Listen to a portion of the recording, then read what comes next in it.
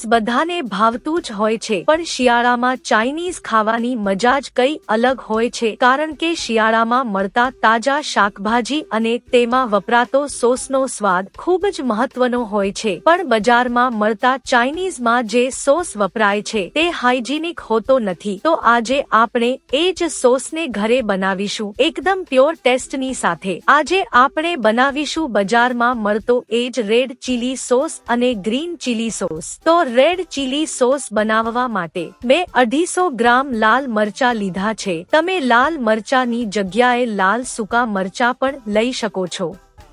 એક મોટો ટુકડો આદુ, 10 થી 15 કળી લસણ, મીઠું સ્વાદ અનુસાર, અડધી ચમચી આખું જીરું, 4 ટેબલસ્પૂન ખાંડ, અડધો કપ પાણી અને 1/4 કપ વિનેગર, જેને આપણે સિરકો પણ કહીએ છીએ. તો કડાઈમાં 1 ચમચી તેલ નાખીશું. ગેસની ફ્લેમ એકદમ ધીમી રાખીશું. તેલ ગરમ થાય એટલે તેમાં જીરું નાખીશું. ત્યારબાદ તેમાં લાલ મરચા, લસણ અને આદુ ઉમેરીશું. સ્વાદ અનુસાર મીઠું નાખીને એકદમ ધીમી ફ્લેમ પર હલાવીશું અને 5 થી 7 મિનિટ સુધી ચડવા દેશું. હવે તેમાં અડધો ગ્લાસ પાણી ઉમેરીને ઢાંકણ ઢાંકી દેશું અને જ્યાં સુધી બધું પાણી બળી ન જાય ત્યાં સુધી ચડવા દેશું. જો પાણી રહી જશે તો સોસ ખરાબ થઈ જશે. વચ્ચે વચ્ચે ચેક કરતા રહેશું, નહીં તો મરચાં બળી જશે. તો મરચાં સરસ રીતે ચડી ગયા છે અને તેમાં રહેલું બધું પાણી બળી ગયું છે.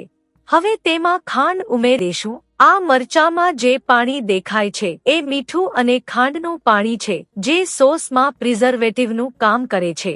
એના કારણે સોસ લાંબા સમય સુધી સારો રહે છે અને ઠંડુ થવા દેશું.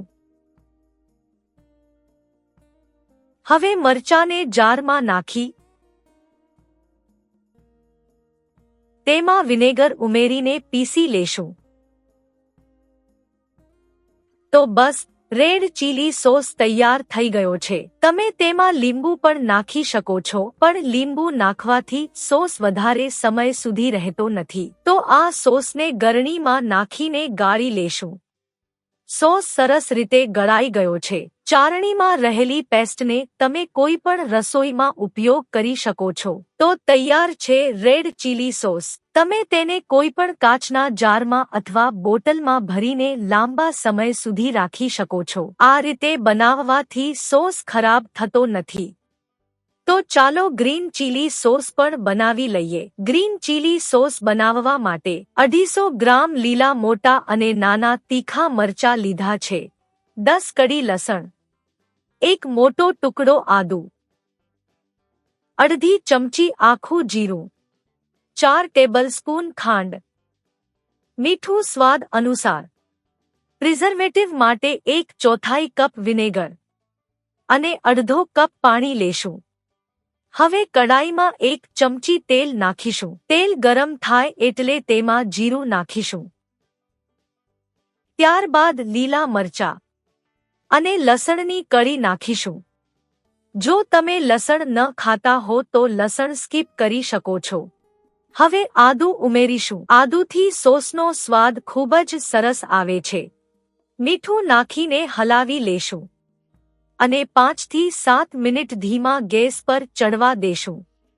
7 મિનિટ પછી અડધો ગ્લાસ પાણી ઉમેરીને ઢાંકણ મૂકી 10 મિનિટ સુધી ધીમા ગેસ પર ચડવા દેશું, જેના કારણે મરચાં પણ ચડી જશે અને પાણી પણ બળી જશે. વચ્ચે વચ્ચે ચેક કરતા રહેશું, નહીં તો મરચાં બળી જશે. તો મરચાં ચડી ગયા છે અને બધું પાણી બળી ગયું છે. તો તેમાં ખાંડ નાખીને હલાવી લેશું અને ગેસ બંધ કરીને ઠંડુ થવા દેશું. મરચાં ઠંડા થઈ ગયા છે તો તેને જારમાં નાખીને વિનેગર ઉમેરીને પીસી લેશું. તો બસ, ગ્રીન ચીલી સોસ તૈયાર થઈ ગયો છે. તમે આ સોસને ગાળ્યા વગર પણ વાપરી શકો છો, પણ જો લાંબા સમય સુધી રાખવો હોય તો ગરણીમાં જરૂરથી ગાળી લેજો, કારણ કે મરચાના બિયાથી સોસ વધારે સમય સુધી સારો નથી રહેતો. તો તૈયાર છે રેડ ચીલી સોસ અને ગ્રીન ચીલી સોસ.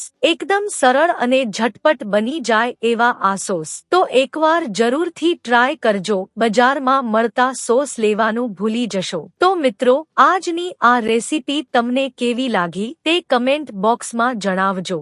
વિડીયોને લાઈક કરી ફ્રેન્ડ્સ સાથે શેર કરજો. ફરી મળીશું એક નવી અને ટેસ્ટી રેસીપી સાથે.